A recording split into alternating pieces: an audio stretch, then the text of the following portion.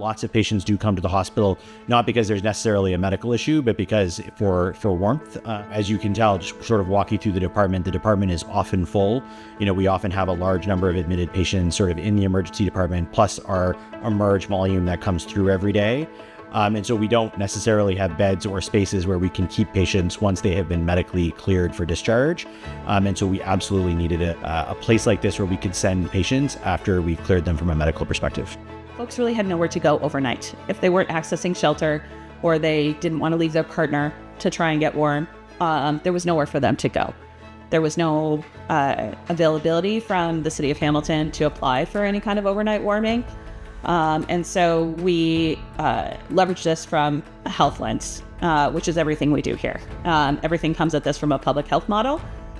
So Greater Hamilton Health Network, St. Joe's, and HHS are all contributing equally to this program to be able to pay for staff. Our 5 to 9 drop-in program that we run right now is a model that is very exciting to us, and it's made up of students. And it's students who are in police services, people that are in correctional services, medical students, those enrolled in MacMed, nursing students.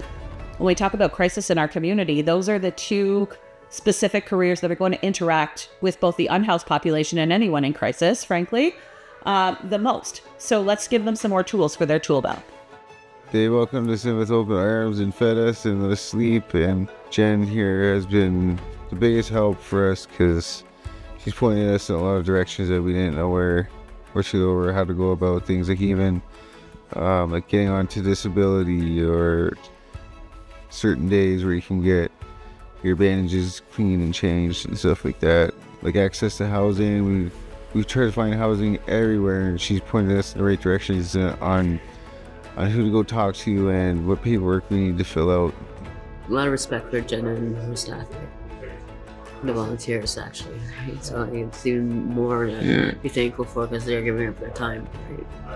One of the challenges that we face in the emerge, particularly in winter, is when patients who are unhoused present to the hospital, we don't have a safe discharge location for them, particularly when it's really cold outside. And so this provides us with an option for us to be able to send patients to the hub. So it ensures a safe discharge plan for patients who are unhoused who present to the hospital after hours. Changing systems that, are run by various levels of government is very difficult. But what we can do is teach students how to do this with a different lens, moving into their careers. And hopefully we start to change the system from the bottom up.